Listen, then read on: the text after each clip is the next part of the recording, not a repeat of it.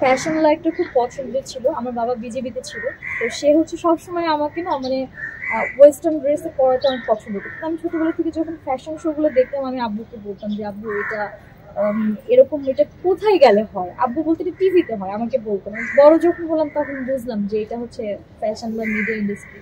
তো আমার মিডিয়াতে আসা এই ফ্যাশন শো দেখে আমি যখন ক্লাস সিক্সে পড়ি তখন থেকে আমি মেহজাবিন চৌধুরী আপুকে ফলো করি। আমার নাটকের জগতে যদি পছন্দের কেউ থাকে সেটা মেহজাবিন চৌধুরী আপু। তো আপুকে দেখেই আমার আর কি নাটকে আসার ইচ্ছা। এই তো আমি স্টিল থেকে ভিজুয়াল আসছি।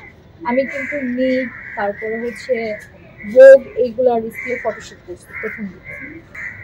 মানে আপুর কোন দিকটা বলবো, আপুর সাথে আমি নিজেও কাজ করছি। আপুর সবটা দিকে এত ভালো, মানে সে এত সুন্দর করে কথা বলে। তার সবচেয়ে বড় পরিচয় সে মানুষকে মানুষ মনে করে, মানে সে ছোট থেকে স্নেহ করে। অনেক আছে, নাম বলবো না, আমাদের সিনিয়র আপু যারা সুন্দরী কোনো মেয়ে দেখে মানে ধরেন যে আমি নতুন একজন নিউ কামার নাটকে গেলাম, মেহজাবিন চৌধুরী আপু বা অপূর্ব ভাইয়া থাকলে তারা বলবে যে আপু তুমি এটা এইভাবে না, ডায়লগটা এইভাবে দাও।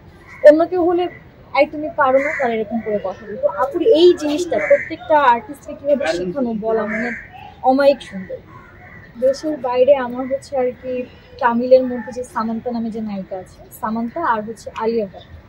এই আলিয়া ভাটকে আমার খুবই ভালো লাগে, ওর অ্যাক্টিং মূলত। দর্শকদের উদ্দেশ্যে বলবো যে আমি যেহেতু মানে মুভিতে এখনো আসি নাই, নাটকে কাজ করছি, আপনাদের উদ্দেশ্যে বলবো আপনারা আমার নাটক একটু বেশি বেশি দেখবেন, কেমন লাগে আমাকে জানাবেন। আর আমার জন্য অনেক দোয়া করবেন। আর আপনাদের সবাইকে আমার তরফ থেকে অনেক অনেক ভালোবাসা।